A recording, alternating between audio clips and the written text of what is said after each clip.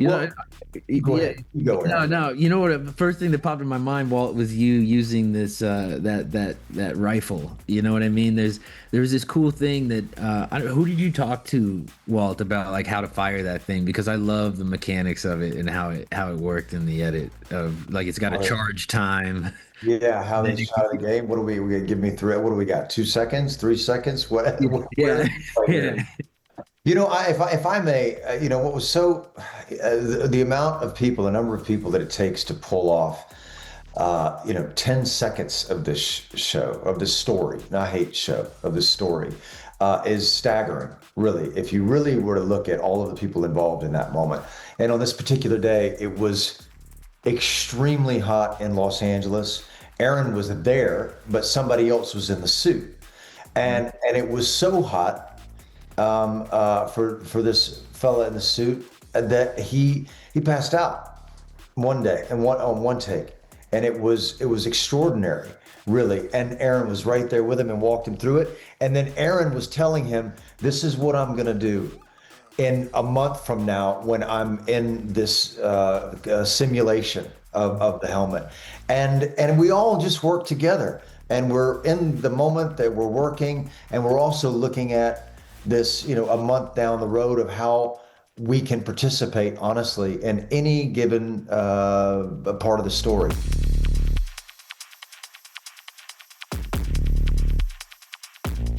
Honestly, Kate, it is. Yeah, it was, and it has been. And this just happened to coincide with me on almost at the end of a 2-year run, and I desperately missing my own family. I try not to infuse or imbue anything in front of a camera with my own life. I don't believe in that. But it just so happened to dovetail the way that it dovetailed into these moments as the show was coming to its conclusion.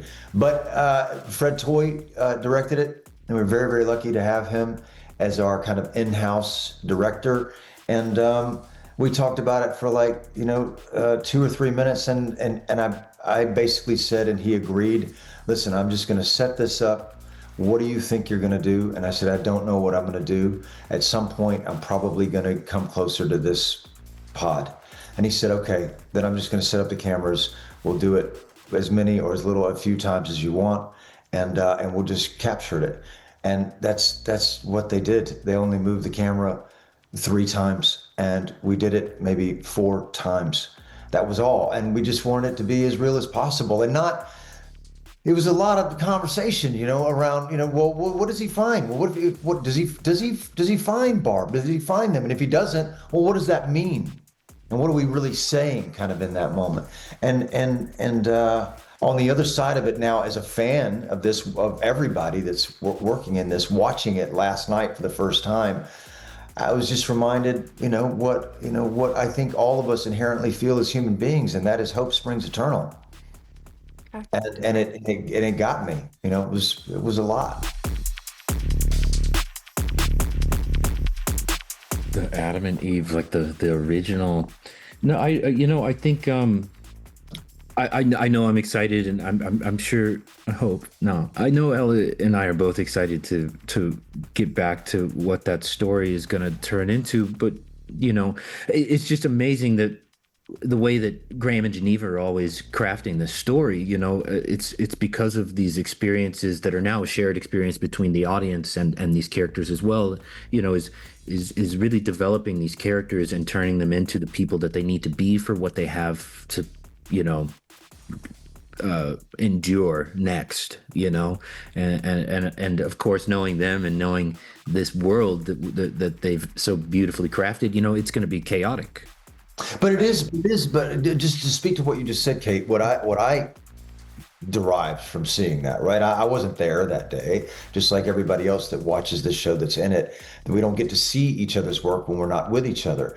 And Aaron and Ella have been apart for the whole season. Aaron and I have never really worked together without his mask on, without him in the suit. And so people organically weave in and out of each other's lives over the course of this story. And with the new people that have come into this world, if they do continue, it will continue to weave and bring in hopefully new people, and people will come in and out of each other's lives kind of organically, because that's just the way the world works. And that's what I found so gratifying about this whole experience. You just don't know who you're going to get to spend time with. I mean, that time that I had with Aaron we got to spend 3 days together, him and Johnny Pemberton, and it was just, I was ecstatic. Like, God, let's get more of this. Can we do this?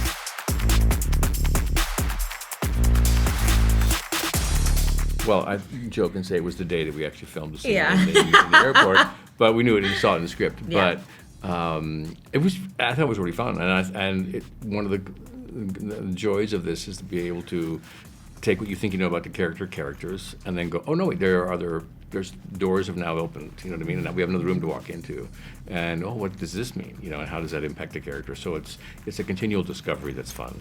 I think I'm a virgin, so there you go. This is my first real relationship. Like, oh, gee, who, someone me? actually, it's not. I'm no longer like nose to the grindstone. It's like, wait a minute. So I looked at who is this vision? And I think Steph is looking for a way out, right? Like, she's looking for a lifeline, and that in that moment, in that laundry basket, is Hank McLean. There he is. And man of your dreams. Man of my dreams. And I think they make sense together, right? They're both magnetic and charismatic and leaders. And ambitious. And ambitious and manipulative and, ambitious to a fault, right? And so I think in some ways we're right for each other. And I'm very curious to see if we get to explore what that relationship was like in the future. But, it's also just a girl and a boy at that point, right? Like, it's so 200 years before, you see them in the future. So I hope they had some happy moments. Yeah, a few. Well, I think in some ways he felt like he took the decision away from Lucy having to make it. So in some ways he's trying to be the best he can be as a father, And I think he did a wonderful job raising her up, preparing her for the ordeal that she had to go through. So I think he felt, certainly at the end of season 1, he felt like, wow, she made it through the wasteland. So all the things that I taught her actually came to play, you know what I mean? So that decision was one of sacrifice, I think, in a way. And he'd already set his plan in motion. So his job was kind of done in a way. Anytime working with Ella, particularly when you're doing an emotional scene, it's wonderful because she brings so much. She's so available, and I feel such heart and love coming out of her, and I feel the same way. And she's very easy for the actor to step into that magical what if she really were my daughter, and I really felt that at the moment, and we leaned into it, and we got a really nice scene. I have the same question. And I love hearing that the perception is that she's very powerful. And I think what I am learning is that she's still running. Like, she is grasping for power, but on the inside, she hasn't stopped running through Canada. And that's making her continue to climb to the top and to escape her fate at every turn. But I do think she's smart. I think that she's scrappy, and I think that she is willing to do whatever it takes to survive, and that gives her power. I have the same question, and I really hope I get to explore that at some point. She's been up there, and she's seen horrors, maybe not, since the bombs dropped, but she's seen her fair share of scary things up there. I think she'd do all right. I think she'd miss, her hair products getting to do her bouffant every day, but I think she's a pretty tough cookie. Oh, I love getting special effects makeup done. It's like I'm such a dork about it. I'm like, oh my gosh, I have a wound on my face. And so that whole day when I'd gotten the test done, I walked on set and I was just wearing jeans and a t-shirt and I had sunglasses, and I just walked up to people at lunch being like, how's today going? And then pulled off the sunglasses, and people were just so freaked out. So I have a lot of fun with that. And when you see yourself with that kind of wound, it makes the acting very easy.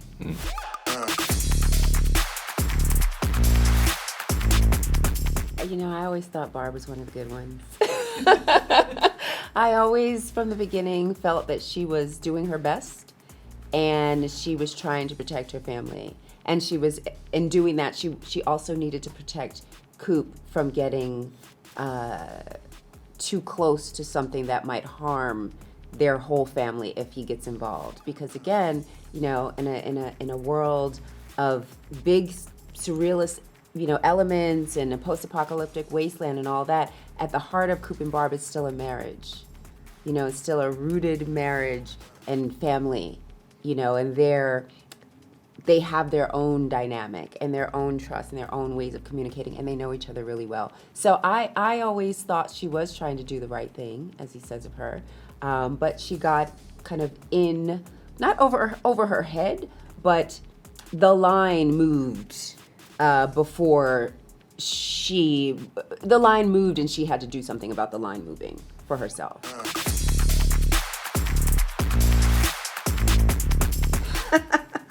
That's a great question, and I am very curious myself. But, I think, you see Cooper's beautiful eyes still in the ghoul, and I think that she would see his eyes would look familiar. I've never run into him in ghoul makeup, so it would be nice to not do that if and when they see each other.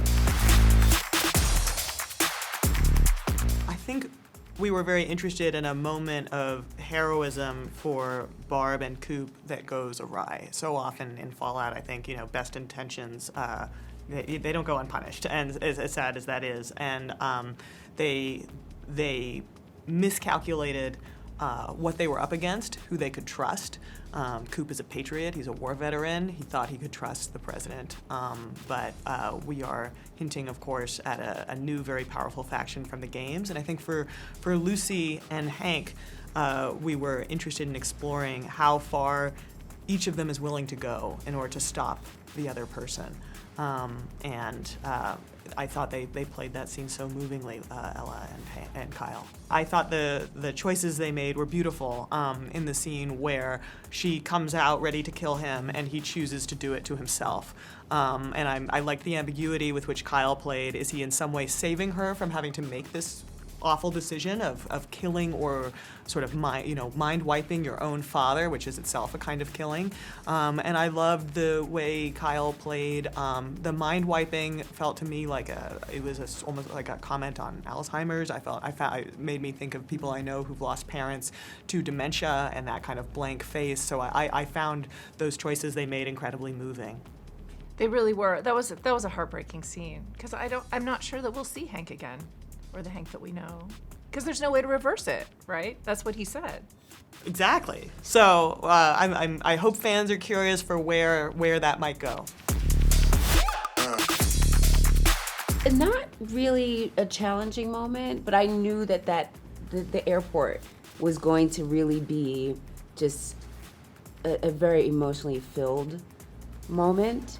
So from an energy perspective, you have to keep your energy up for that. But again, like Walton and I are really locked in as Coop and Barb. So, we're both very much in the truth of what's happening in the moment and in their relationship. So it just all felt very, very real. It was all very real to me. So I wouldn't say there was nothing challenging. But I felt the sadness, I felt the sadness of them being ripped apart. So that part was hard. As Francis, that made me sad. What am I hoping? I really do trust our writers. So with all the twists and turns they've given Barb thus far, I trust our writers. So I'm always ready to go on the ride. I'm excited to see the script. And just know where we're going to go, and I trust that it will unfold in really beautiful, interesting ways that keeps the audience guessing. Yes, we we are excited to go to a place that has been largely unexplored in the games. We do want to point out to fans, like, the Ghoul is aimed at Colorado, but of course we don't know where Lucy and Max are headed yet. And that whenever you take a journey in the wasteland, it's rarely linear or direct. So often when I'm playing the game and I'm on a quest, I by the time I do all my side quests, I'm like, wait, what is my goal that I started with here? Similarly, I think the Ghoul is on a mission to Colorado, but what might stand in his way? What might derail his plans? What might be the new challenges he faces? What might take him sort of astray from that? I think that we are excited to delve into that as a show, and we hope the fans are curious. For us, from the beginning, the goal has been to do justice to these beautiful games and the beautiful world they have. It's filled with, some uncomfortable questions about geopolitics, but also the politics of families and relationships and parents and children and all of the themes, both kind of cosmic and intimate, that the games and now the show get to play with. Todd, do you guys talk back and forth at all about anything from the show being built into the next iteration of the game? What is that? Do you guys have conversations about that? Is this kind of a group creative process at this point? Yeah, absolutely. We view it as kind of, it's one universe. The games are a lens into it. The show is a lens into it. The show has a lot more opportunity, right? To jump around the world, to jump timelines, which we think is fantastic. And I think what the show has done to show the past, how did the world get the way it is particularly awesome. And then ultimately, though, look, it's about the journey of these characters. And, the world of Fallout's amazing, but it's a backdrop to the journey these characters go on. And the hope is you watch the show or you play the game and you think, would I make that decision, or what would I do in that situation? And I think the end of season 2 with Hank and Lucy is particularly great there.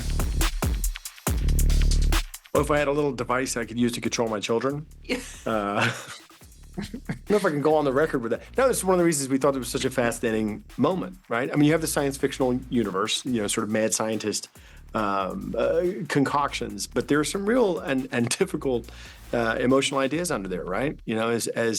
As Lucy has grown up into a daughter, that Hank wants to control, but admires, but wants to control. And Lucy's struggling with the fact that her dad, who she's idolized most of her life, is not at all the person that she thought he was. This opportunity to kind of make someone you love into the person you thought they were. It's kind of an amazing and timeless question. We're just blessed with these incredible actors, with Kyle and Ella and the entire cast. But for that moment to be able to get in there, even with all of the bits of death claws around, you have this massive scale of the world they're in. They're still in that very emotional moment. So that's a very political way of me saying I'm not going to answer that question with regards to my own children.